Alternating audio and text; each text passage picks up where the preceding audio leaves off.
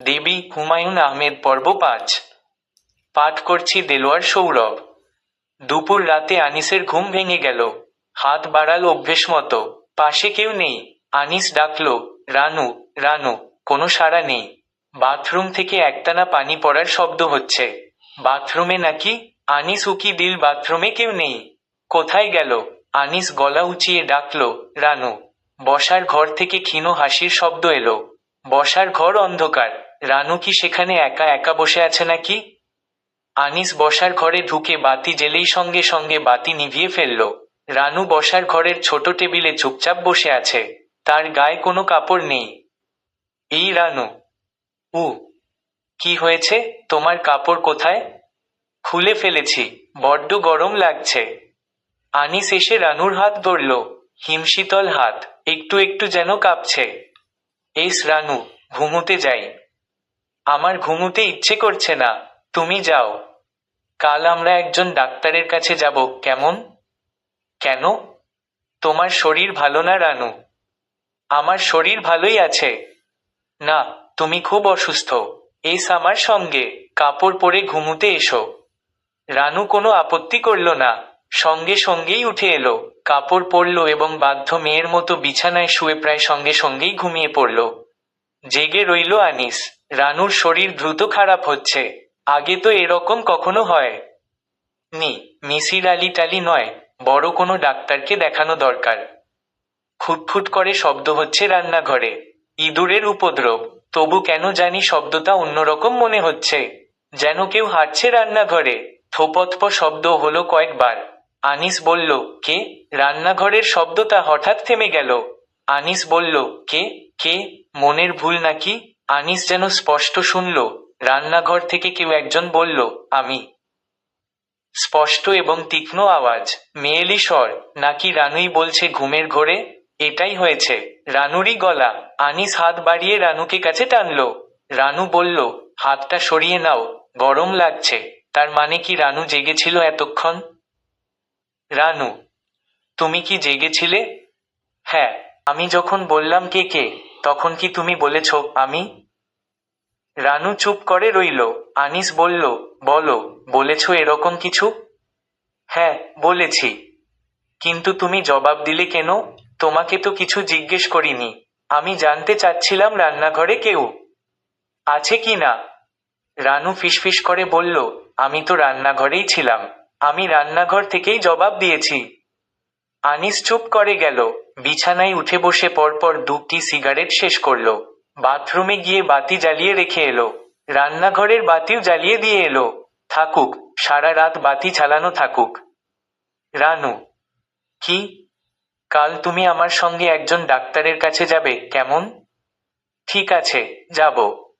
Doctor সাহেব যা যা জানতে চান সব বলবে। রানু জবাব দিল না। মনে হলো সে ঘুমিয়ে পড়েছে। শান্ত নির্বিঘ্ন ঘুম। কিন্তু রান্নাঘরে আবার শব্দ হচ্ছে। আনিসের মনে হলো সে স্পষ্ট চুরির টুনটুন শব্দ শুনছে। কাচের চুরির আওয়াজ। আনিস কয়েকবার ডাকলো, কে? কে ওখানে? কেউ কোনো জবাব দিল না।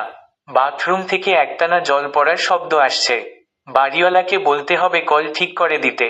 একজন কাজের মানুষ রাখতে হবে। পুরুষ মানুষ নয়, মেয়ে মানুষ যে রাত দিন থাকবে। আত্মীয় স্বজন কাউকে এনে রাখলে ভালো হতো। কিন্তু আনিসের তেমন কোনো আত্মীয় স্বজন নেই যারা এখানে এসে থাকবে। আনিসের ঘুম এল শেষ রাতের দিকে। মিসির সাহেবের সঙ্গে তারা প্রায় 2 ঘন্টা সময় কাটালো। রানু খুব সহজ স্বাভাবিক আচরণ করল। এর প্রধান কৃতিত্ব সম্ভবত মিসির সাহেবের। তিনি খুব আন্তরিক ভঙ্গিতে কথাবার্তা বললেন। এক পর্যায়ে রানু বলল, আপনি আমাকে তুমি করে বলবেন, আমি আপনার মেয়ের বয়সী। মেয়ের বয়সী হলে কি? আমার তো মেয়ে নেই। বিয়েই করিনি। রানু কিছু একটা বলতে গিয়েও বলল না। ভদ্রলোক সেটি লক্ষ্য করলেন। তুমি কিছু বলতে চাচ্ছিলে? জি না। কিছু বলতে চাইলে বলতে পারো। না, আমি কিছু বলবো না। মিসির সাহেব চায়ের ব্যবস্থা করলেন। চা খেতে খেতে নিতান্তই সহজ ভঙ্গিতে বললেন, আনিস সাহেব বলেছিলেন, তুমি যা স্বপ্নে দেখ তাই সত্যি হয়। যা স্বপ্নে দেখ তাই হয়? শুধু স্বপ্ন না, যা আমার মনে আসে তাই হয়। বল কি? আপনার বিশ্বাস হচ্ছে না, না? বিশ্বাস হবে না কেন? পৃথিবীতে অনেক অদ্ভুত ব্যাপার আছে। পৃথিবীটা বড় অদ্ভুত। বলতে বলতে মিসির আলি ড্রয়ার খুলে চৌকা ধরনের 4টি কার্ড বের করলেন। হাসি মুখে বললেন, রানু, এই কার্ডগুলিতে ডিজাইন আঁকা আছে। আমি এক একটি টেবিলের ওপর রাখবো, ডিজাইনগুলি থাকবে নিচে। তুমি না দেখে বলতে চেষ্টা করবে। রানু অবাক হয়ে বলল, না দেখে বলবো কিভাবে? চেষ্টা করে দেখো, পারতেও তো পার। বল দেখি এই কার্ডটিতে কি আঁকা আছে। কি আশ্চর্য, কি করে বলবো? আন্দাজ কর, যা মনে আসে তাই বলো। একটা ক্রস চিহ্ন আছে, ঠিক হয়েছে? তা বলবো না, এবার বলো এটিতে কি আছে। খুব ছোট ছোট সার্কেল। কটি বলতে পারবে? মনে হচ্ছে 3টি, 4টিও হতে পারে। পীর সাহেব কার্ডগুলি ড্রয়ারে রেখে সিগারেট ধরালেন। তাকে কেমন যেন চিন্তিত মনে হতে লাগলো। আনিস বলল, ও কি বলতে পেরেছে? মিসির সাহেব তার জবাব না দিয়ে বললেন, রানু, এবার তুমি বলো, প্রথম ভয়টা তুমি কিভাবে পেলে? সবকিছু বলবে, কিছুই বাদ দেবে না। আমি তোমাকে সাহায্য করতে চেষ্টা করছি। রানু চুপ করে রইল। তুমি নিশ্চয়ই চাও তোমার অসুখটা সেরে যাক, চাও না? চাই। তাহলে বলো, কোনো কিছু বাদ দেবে না। রানু তাকালো আনিসের দিকে। মিসির আলী বললেন, আনিস সাহেব, আপনি না হয় পাশের ঘরে গিয়ে বসেন। ওই ঘরে অনেক বইপত্র আছে, বসে বসে পড়তে থাকুন। ন্যাশনাল জিওগ্রাফির কারেন্ট ইস্যুটা আছে, গতকালই এসেছে। রানু বলতে শুরু করলো। মিসির আলী শুনতে লাগলেন চোখ বন্ধ করে। একটি প্রশ্নও জিজ্ঞেস করলেন না।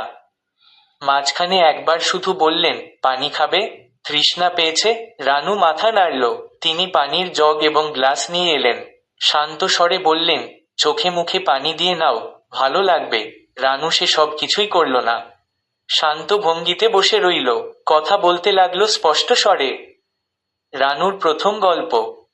আমার বয়স তখন 11-12 বৎসর। আমি মধুপুরে আমার এক চাচার বাড়িতে বেড়াতে গেছি, চাচাতো বোনের বিয়েতে। চাচাতো বোনটির নাম হচ্ছে অনুফা। খুবই ভালো মেয়ে, কিন্তু চাচা বিয়ে ঠিক করেছেন একটা বাজে ছেলের সঙ্গে। ছেলের প্রচুর জায়গা টায়গা আছে, কিন্তু কিছুই করে না। দেখতেও বাজে, দাঁত উঁচু, মুখে বসন্তের দাগ। দারুণ বেটে। অনুফা আপার এই নিয়ে খুব মন খারাপ, প্রায় এই নিয়ে কাঁদে। আমি তাকে সান্ত্বনা টান্তনা দিতে চেষ্টা করি, কিন্তু আমি নিজে একটি বাচ্চা মেয়ে, তাকে কি সান্ত্বনা দেব? তবে আমার সঙ্গে অনুফা আপার খুব ভাব ছিল, আমাকে অনেক গোপন কথার্থা বলতো। যাই হোক, গায়ে হলুদের দিন খুব রং খেলা হলো। আমাদের ওদিকে রং খেলা হচ্ছে উঠোনে কাদা ফেলে তাতে গড়াগড়ি খাওয়া। সারা দিন রং খেলে কাদা মেখে সবাই ভূত হয়ে গেছি। ঠিক করা হলো সবাই মিলে নদীতে গোসল সেরে আসবে। চাচা অবশ্যই আপত্তি করলেন, মেয়ে ছেলেরা নদীতে যাবে কি? চাচার আপত্তি অবশ্যই টিকল না। আমরা মেয়েরা সবাই দল বেঁধে নদীতে গোসল করতে গেলাম। বাড়ি থেকে অল্প কিছু দূরেই নদী। আমরা প্রায় 30-40 জন মেয়ে, খুব হইচই হচ্ছে। সবাই মিলে মহানন্দে পানিতে ঝাপাঝাপি করছি। সেখানেও খুব কাদা ছোড়াছুড়ি শুরু হলো। ঠিক তখন একটা কাণ্ড হলো, মনে হলো একজন কে যেন আমার পা জড়িয়ে ধরেছে। নির্ঘাত কেউ তামাশা করছে। আমি হাসতে হাসতে বললাম, এই ভালো হবে না, ছাড়ো বলছি, ছাড়ো। কিন্তু যে পা ধরেছে সে ছাড়ল না। হঠাৎ মনে হলো সে টেনে আমার পায়জামাটা খুলে ফেলতে চেষ্টা করছে। তখন আমি চিৎকার দিলাম। সবাই মনে করলো কোনো একটা তামাশা হচ্ছে, কেউ কাছে এল না। কিন্তু ততক্ষণে আমার পায়জামাটা খুলে ফেলেছে। আর আর এই সময় মিসির সাহেব বললেন, বুঝতে পারছি। তারপর কি হলো? সবার প্রথম অনুফা আপা ছুটে এসে আমাকে ধরলেন, তারপর অন্যরা ছুটে এলো। যে আমার পা জড়িয়ে ধরেছিল, সে আমাকে শক্ত করে চেপে ধরে গভীর জলের দিকে টেনে নিতে লাগলো। তারপর আমার আর কিছু মনে নেই। জ্ঞান হবার পর শুনেছি ওরা আমাকে বহু কষ্টে টেনে পাড়ে তুলেছে এবং দেখেছে একটা মরা মানুষ আমাকে জড়িয়ে ধরে রেখেছে। ওই মরা মানুষটাকে গ্রামের লোকেরা নদীর পাড়ে মাটি চাপা দিয়েছিল। সেই সব কিছুই অবশ্যই আমি দেখিনি, শুনেছি। কারণ আমার কোনো জ্ঞান ছিল না। চাচা আমার চিকিৎসার জন্যে আমাকে ঢাকা নিয়ে এসেছিলেন। সবাই ধরে নিয়েছিল আমি বাঁচব না, কিন্তু বেঁচে গেলাম। এইটুকু আমার প্রথম ভয়ের গল্প। রানু গল্প শেষ করে পুরো 1 গ্লাস পানি খেলো। মিসির আলী সাহেব বললেন, ওই লোককে তুমি দেখনি? জি না। গ্রামের অন্যরা তো দেখেছে, কি রকম ছিল দেখতে? আমি জানি না, কাউকে জিজ্ঞেস করিনি, কেউ আমাকে কিছু বলেনি। এরপর কি তুমি কখনো তোমার চাচার বাড়ি গিয়েছিলে? জি না, কখনো যাইনি। আরেকটা কথা তুমি বলছিলে, ওই লোকটি তোমার পায়জামা টেনে খুলে ফেলতে চেষ্টা করছিল। তোমাকে যখন টেনে তোলা হলো তখন কি পায়জামা পরনে ছিল? জি না, ছিল না। মিসির আলি সাহেব সিগারেট ধরিয়ে নিচু গলায় বললেন, আমার কেন জানি মনে হচ্ছে কোনো একটি জিনিস তুমি আমাকে বলনি। কিছু একটা বাদ দিয়ে গেছো। রানু জবাব দিল না। যে জিনিসটা বাদ দিয়েছ সেটা আমার শোনা দরকার। সেটা কি, বলবে? অন্য আরেক দিন বলবো। ঠিক আছে, অন্য একদিন শুনবো। তোমাকে আসতে হবে না, আমি গিয়ে শুনে আসবো। রানু কিছু বলল না। মিসির আলি সাহেব কিছুক্ষণ ভুরু কুঁচকে থেকে হঠাৎ বললেন, যখন তুমি একা থাক তখন কি কেউ তোমার সঙ্গে কথা বলে? হ্যাঁ। মিসির আলি খুব উৎসাহ বোধ করলেন। ব্যাপারটা গুছিয়ে বল। মাঝে মাঝে কে যেন আমাকে নাম ধরে ডাকে। পুরুষদের গলায়? জি না, মেয়েদের গলায়। শুধু ডাকে, অন্য কিছু বলে না? জি না। এবং যে ডাকে তাকে কখনো দেখা যায় না? জি না। এটা প্রথম কখন হয়, অর্থাৎ প্রথম কখন শুনলে? নদীর ব্যাপারটা ঘটার আগেই? হু। কতদিন আগে? আমার ঠিক মনে নেই। আচ্ছা ঠিক আছে, আজ এই পর্যন্তই। রানুরা উঠে দাঁড়ালো। মিসির আলি ভারী গলায় বললেন, আবার দেখা হবে। রানু কিছু বলল না। আনিস বলল, আমরা তাহলে যাই? আচ্ছা, ঠিক আছে। মিসির আলি ওদের রিকশা পর্যন্ত এগিয়ে দিতে এলেন। ওরা রিকশায় উঠবার সময় তিনি হঠাৎ বললেন, রানু, যে তোমার পা জড়িয়ে ধরেছিল, ওর নাম কি? ওর নাম জালাল উদ্দিন। কি করে জানলে ওর নাম জালাল উদ্দিন? রানু তাকিয়ে রইল, কিছু বলল না। মিসির আলি সাহেব বললেন, ঠিক আছে, পরে কথা হবে। রিকশায় ওরা জনে কোনো কথা বলল না। আনিসের একবার মনে হলো রানু কাঁদছে। সে সিগারেট ধরিয়ে সহজ স্বরে বলল, ভদ্রলোককে তোমার কেমন লাগলো রানু? ভালো, বেশ ভালো লোক। উনি আসলে কি করেন? উনি ঢাকা বিশ্ববিদ্যালয়ের একজন part time teacher. Clinical psychiatry পড়ান। খুব জ্ঞানী লোক। ইউনিভার্সিটির টিচাররা এমন রোগা হয় তা তো জানতাম না। আমার ধারণা ছিল তারা খুব মোটাসোটা হন। রানু শব্দ করে হাসল। আনিস বলল, আজ বাইরে খাওয়া দাওয়া করলে কেমন হয়? শুধু শুধু টাকা খরচ। তোমার গিয়ে রান্না চড়াতে হবে না।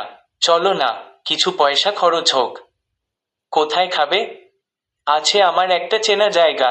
নানরুটি আর কাবাব। কি বলো?